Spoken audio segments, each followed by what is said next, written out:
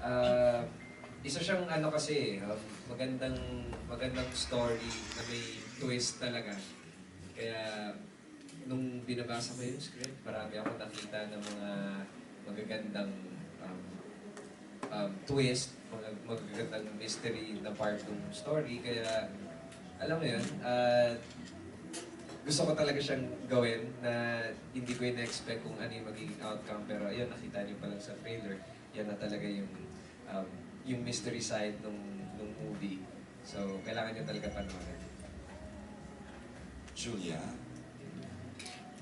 Bukod sa sinabi po ni GC, honestly, ganun din po nung nabasa ko yung script. Talagang, ito yung masasabi kong project na hindi mo pwedeng pakawalan. And manghihinayang ka kung hindi mapupunta sa'yo. Kasi yung takbo ng story, hindi lang ng character ko, kundi yung character ng bawat isa na kasama sa movie na ito. Talagang kaabang-abang. And talagang, hindi pwedeng wala yung isa kasi hindi mabubuo yung buong kwento. So, yun po. Je, what's so special about Halik sa Hangin? Ayun po, sinabi po nilang lahat.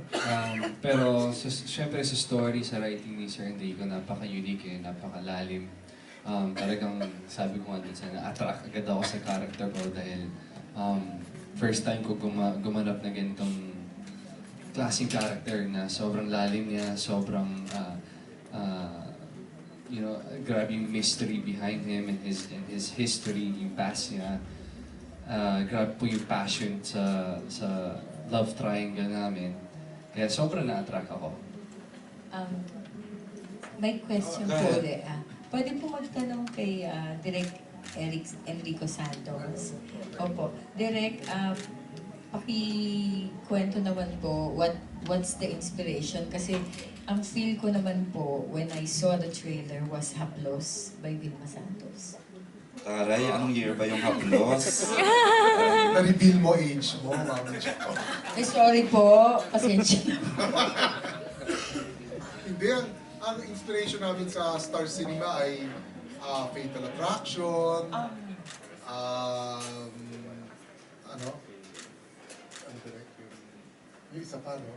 Hindi nare-reveal ko rin na age ko. Disclosure, yung mga obsession films. Kay Reese Witherspoon at saka kay Mark Wahlberg. Natandaan nyo yung pelikula yun? Isang title lang. Fear. Ayan. So hindi naman po haplos dahil may pagka-gothic yun. Mas nandun kami sa passion, obsession, and desperate love. Nasa ganun. But I wouldn't say na walang elements ng haplos or any other mystery Filipino films dahil kakaunti lang naman yun eh. So, pinakakahalagaan natin yung mga mystery Filipino films. Napakabihira niya. Baka buong taon na to, ito lang ang ganitong pelikula. Dahil, kailan ba huli nagkaroon ng mystery na Filipino film? Matagal na kay Aga pa, yung may bulaklak siya, tapos pumapatay. Ano yun? Sa aking mga kamay. Di ba ganun katagal? Grabing tagal.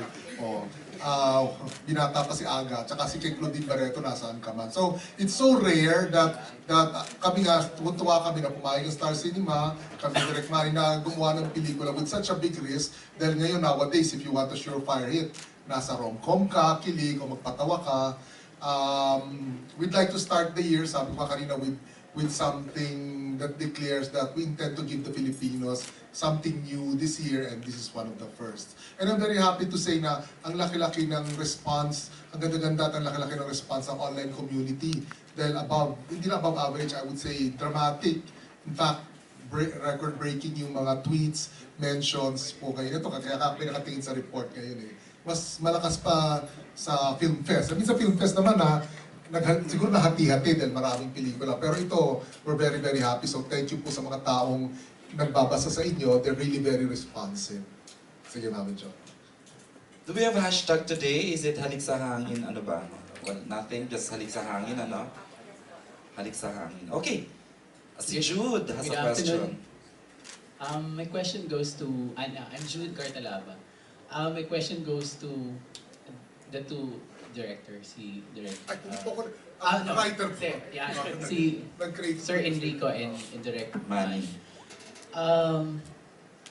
Given the fact na kan siya, it was filmed in Baguio.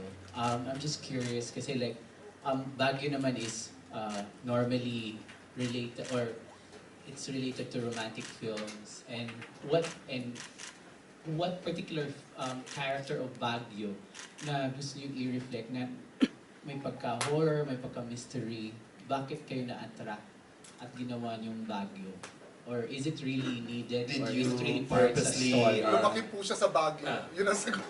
Actually, Halik sa Hangin is a very special film for me kasi ito pa lang ang project ko, whether in television or film, na natuloy. Finally, nakapag-shoot ako sa Baguio because I stayed in Baguio for 15 years. I studied at UP.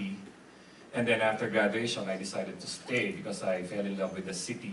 So when we were discussing, when we were brainstorming in the story, pinakiusap ko talaga sa Star Cinema. Pwede naman kasi gawin lang sa Tagaytay, di ba? O kaya sa mas malapit-lapit. Pero sabi ko sa Star, pwede bang gawin natin sa Baguio? And I'm giving you my commitment and my assurance that we're going to show Baguio the way it was never seen before Correct. in cinema.